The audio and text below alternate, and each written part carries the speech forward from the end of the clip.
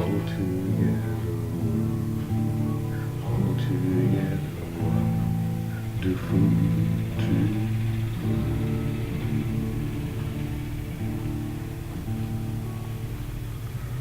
King of all days, so highly exalted, glorious in heaven above.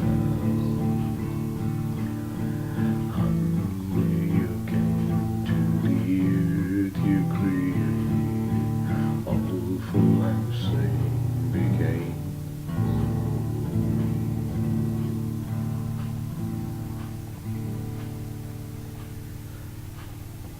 Here I am to worship, here I am to bow down, here I am to say that you, God,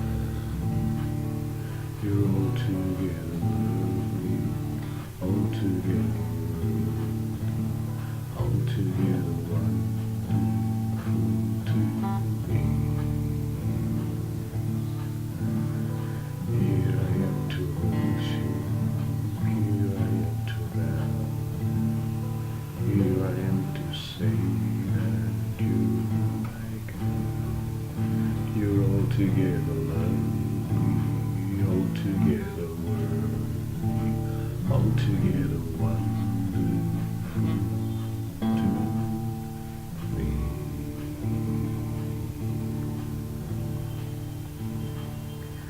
I'll never know how much it costs to see my sin upon that cross.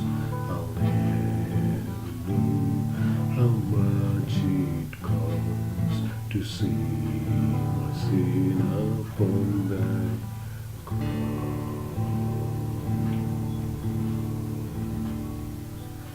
Here I am to worship, here I am to bow down, here I am to say that you're my God. You're altogether lovely, you're altogether worthy, altogether wonderful to me.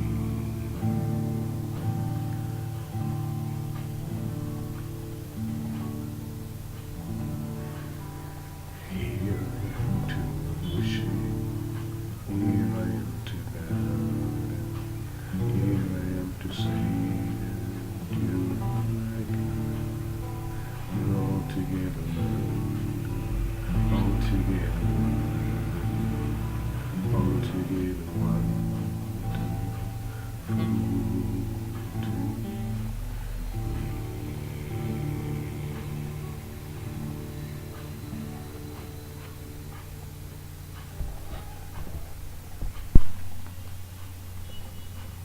Let us look at the 46th chapter of Isaiah for meditation today. I'm going to focus on the first 10 verses of the 46th chapter of Isaiah. 46:1. Bel bowed down, Nebo stoopeth. Their idols were upon the beasts and upon the cattle. Your carriages were heavy laden. They are a burden to the very beast. Now Bel and Nebo were Babylonian gods. Bel was the Babylonian god of the earth. It was one of the supreme triad, including Anu and Ea. And Nebo was the Babylonian god of wisdom and agriculture. It was the patron god of scribes and schools.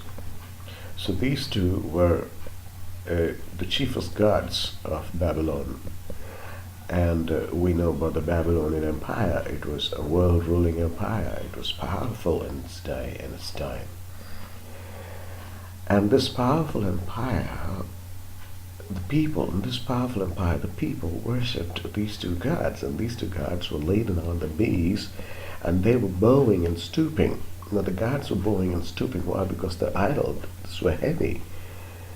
And the beasts which carried them were bowing and stooping. So the beasts and the idols were bowing and stooping. They couldn't carry themselves.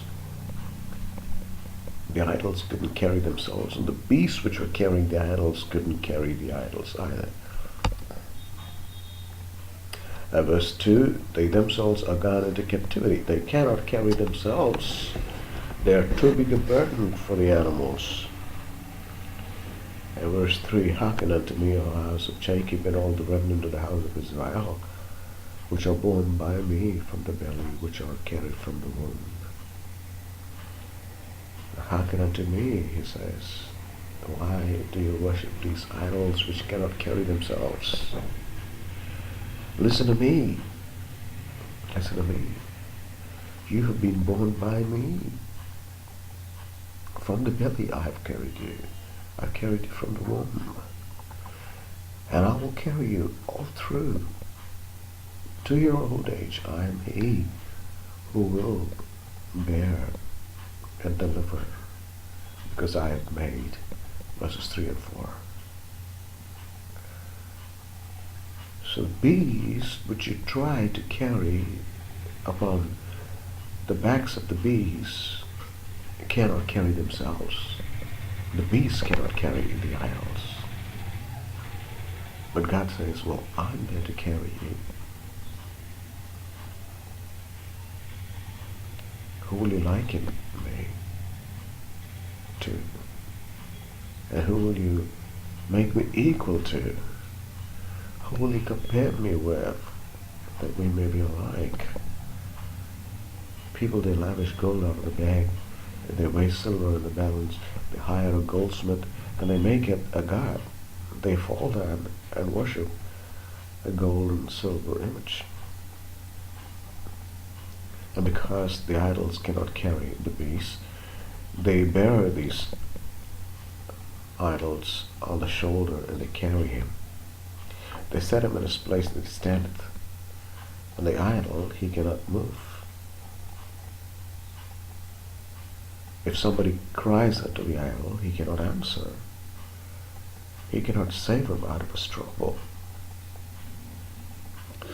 That's why God says in verse 8, show yourselves men, show yourselves men. Bring it to mind, O ye transgressors. How many times have I delivered you? Have I cared for you? Remember the former things of old. Remember what I have done for you in your life. I am God, and there is none else. I am God, and there is none like me. Declare the end from the beginning. I know everything. I'm there.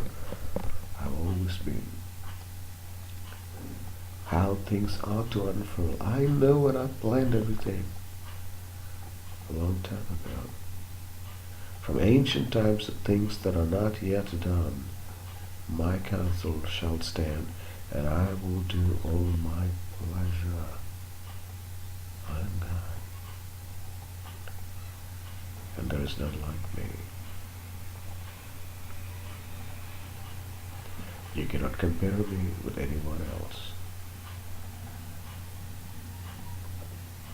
When we feel constrained by the times we live in, the situations we find ourselves in,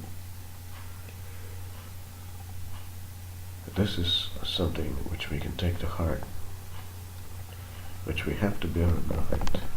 And we have a God who can carry us. We don't have to carry gods which cannot carry themselves. We have a God who listens to us. We have a God who bears us, who made us. If we know who made us, who bears us, who carries us, and who will always deliver us, the kind of promise that our God gives us that idols cannot do. This is great comfort for us. Isaiah chapter 46, verses 1 to 10. All you who know that you worship the Lord God in heaven, raise your hands up to him and praise him and worship him and walk steadfast in his way. For he has conceived you. He has borne you from the belly, and he has carried you from the womb. He has made you, and he has borne you. He will carry you, and he will deliver you, even to your old age, and even to hoar hairs. This is the promise that we have from our living God, the God of all the earth, and all the heavens, and everything that is, that has been, that will be. Amen and amen. Take heart, people. We serve a living God.